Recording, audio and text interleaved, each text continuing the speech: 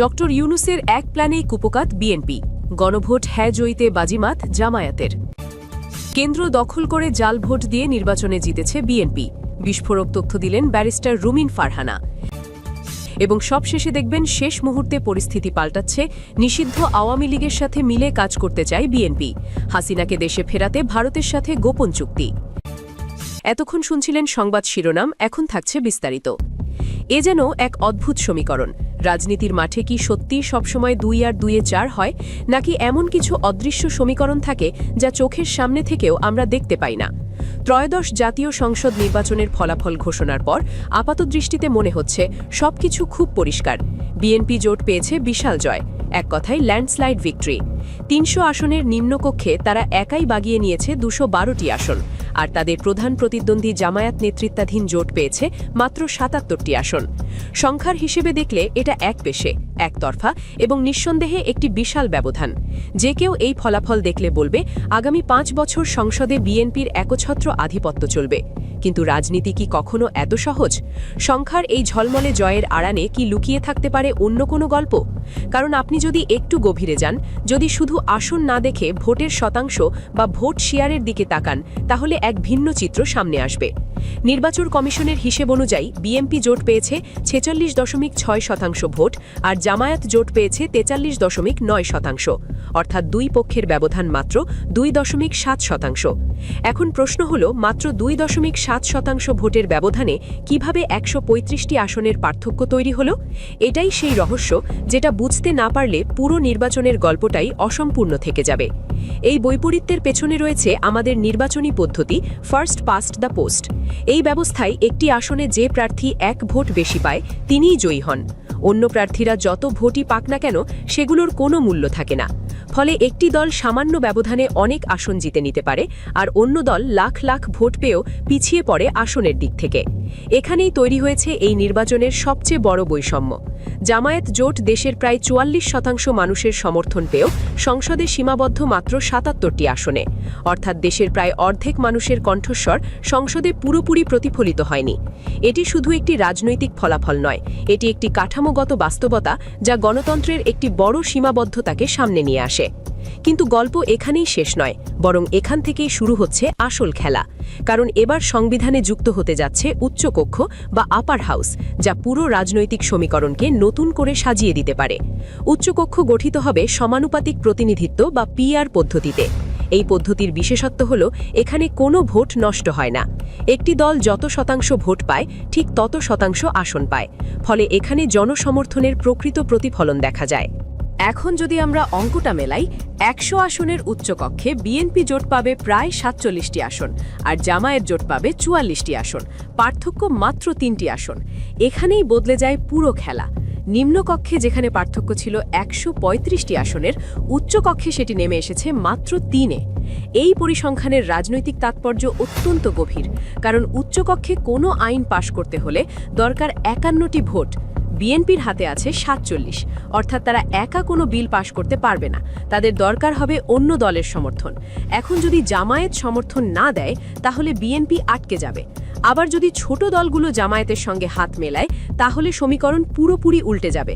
তখন 44 যোগ 9 সমান 53, অর্থাৎ জামায়াত ও ছোট দলগুলো একত্রে সংখ্যাগরিষ্ঠ হয়ে যাবে। এখানেই আসে ব্যালেন্স অফ পাওয়ার। ছোট দলগুলো, যাদের আসন সংখ্যা মাত্র 9, তারাই হয়ে উঠতে পারে সবচেয়ে গুরুত্বপূর্ণ শক্তি। তারা যেদিকে যাবে, ক্ষমতার ভারসাম্য সেদিকেই ঝুঁকবে। এর মানে কি? এর মানে হলো বাংলাদেশের রাজনীতিতে এখন আর এককভাবে সিদ্ধান্ত নেওয়া সম্ভব নয়। নিম্নকক্ষে যতই সংখ্যাগরিষ্ঠতা থাকুক, উচ্চকক্ষে এসে সেই শক্তি থেমে যাবে যদি সমঝোতা না হয়। ধরুন বিএনপি নিম্নকক্ষে একটি বিতর্কিত আইন পাশ করল, কিন্তু সেই আইন উচ্চকক্ষে এসে আটকে গেল। তখন বিএনপিকে বাধ্য হয়ে আলোচনা করতে হবে, আপোষ করতে হবে, বিরোধী দলের মতামত নিতে হবে। এই পরিবর্তনটি শুধু রাজনৈতিক না, এটি একটি সাংস্কৃতিক পরিবর্তন। রাজনীতি আর একতরফা থাকবে না, এটি হয়ে উঠবে আলোচনা ভিত্তিক। এখন প্রশ্ন হলো, এটি কি ভালো, নাকি এতে করে সিদ্ধান্ত গ্রহণ ধীর হয়ে যাবে? অনেকেই বলছেন এতে করে সিদ্ধান্ত নিতে সময় লাগবে, নীতি বাস্তবায়ন বিলম্বিত হবে। কিন্তু অন্য একটি দিকও আছে, এই প্রক্রিয়ায় ভুল সিদ্ধান্তের সম্ভাবনা কমে যাবে। এখন থেকে কোনো সরকার চাইলে হুট করে কোনো আইন পাশ করতে পারবে না। প্রতিটি সিদ্ধান্তকে যাচাই বাছাই করতে হবে, বিরোধী দলের মতামত নিতে হবে। এটি গণতন্ত্রের জন্য একটি ইতিবাচক পরিবর্তন হতে পারে, কারণ গণতন্ত্রের মূল ভিত্তি হল আলোচনা, বিতর্ক এবং সমঝোতা। এই নির্বাচনের ফলাফল আমাদের আরেকটি গুরুত্বপূর্ণ শিক্ষা দিয়েছে। সংখ্যা সবকিছু নয়, আসল শক্তি লুকিয়ে থাকে কাঠামোর ভেতরে। নিম্নকক্ষে বিএনপির ২১২টি আসন দেখতে যত বড়ই মনে হোক, উচ্চকক্ষে এসে সেটি আর ততটা শক্তিশালী নয়, বরং সেখানে তারা নির্ভরশীল হয়ে পড়বে অন্যদের ওপর। জামায়াতের জন্য এটি একটি বড় সুযোগ। তারা এখন শুধু বিরোধী দল নয়, তারা হয়ে উঠতে পারে নীতি নির্ধারণের একটি গুরুত্বপূর্ণ অংশ। তারা চাইলে সরকারকে সমর্থন দিতে পারে, আবার চাইলে বাধা দিতে পারে, অর্থাৎ তারা হয়ে উঠতে পারে কিং মেকার। এখন প্রশ্ন, জামায়াত কি সেই ভূমিকা নিতে পারবে? তারা কি কৌশলগতভাবে নিজেদের অবস্থান ব্যবহার করতে পারবে, নাকি রাজনৈতিক বাস্তবতার চাপে তাদের অবস্থান দুর্বল হয়ে পড়বে? একই সঙ্গে ছোট দলগুলোর ভূমিকা আরও গুরুত্বপূর্ণ হয়ে উঠবে। তারা যদি নিরপেক্ষ থাকে, তাহলে তারা ভারসাম্য রক্ষা করতে পারবে। কিন্তু যদি তারা কোনো পক্ষের সঙ্গে যুক্ত হয়, তাহলে সমীকরণ দ্রুত বদলে যাবে। এই পুরো পরিস্থিতি আমাদের সামনে একটি নতুন রাজনৈতিক বাস্তবতা তুলে ধরছে। এখানে আর একতরফা রাজনীতি চলবে না, এখানে চলবে সমঝোতার রাজনীতি, আলোচনার রাজনীতি। এটি বাংলাদেশের গণতন্ত্রের জন্য একটি নতুন অধ্যায়। সবশেষে আবার সেই প্রশ্নে ফিরে আসি, রাজনীতির মাঠে কি সবসময় ২ আর ২ ৪ হয়?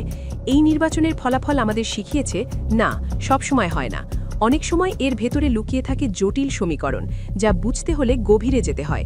নিম্নকক্ষের ফলাফল হয়তো একটি গল্প বলে, কিন্তু উচ্চকক্ষ সেই গল্পের ভিন্ন দিক তুলে ধরে। এই দুয়ের মাঝখানেই লুকিয়ে আছে বাংলাদেশের আগামী রাজনীতির ভবিষ্যৎ। এখন সিদ্ধান্ত আপনার।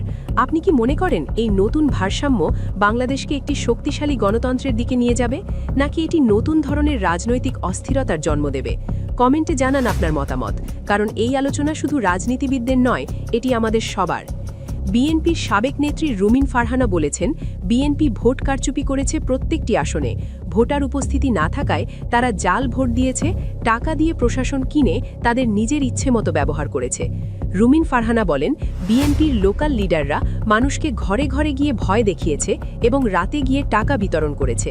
তারা বিভিন্ন রিমোট কেন্দ্র, ধামাউরা, ওরাইল সহ অন্যান্য স্থানে গিয়ে ভোট ছাপিয়েছে, রিপ করেছে এবং বিভিন্ন কেন্দ্রে ফলাফল আটকে রেখেছে। তিনি বলেন, উলিয়াপাড়ায় রাত প্রায় 10টা পর্যন্ত তাকে কেন্দ্রের ভেতরে ঢুকে 5 বারের মতো ফল গণনা করতে বাধ্য হতে হয়েছে। সেখানে বিপুল পরিমাণ ভুয়া ভোট ও ভুয়া ব্যালট দেখা গেছে, যা খেজুর গাছ মার্কায় দেওয়া হয়েছে। এ সময় বিএনপির লোকজন তাকে আক্রমণ করার চেষ্টা করলে পরে সেনাবাহিনী এসে পরিস্থিতি নিয়ন্ত্রণে আনে। তিনি আরও অভিযোগ করেন, প্রশাসন ছিল অত্যন্ত পক্ষপাতদুষ্ট। তাদের প্রতীককে পদে পদে বাধা দেওয়া হয়েছে এবং হয়রানি করা হয়েছে। এমনকি ভোটের আগের দিন প্রশাসন চেয়ারম্যানদের ডেকে নিয়ে বলেছে, আপনারা তো আমাদের লোক, বুঝে ভোট দেবেন।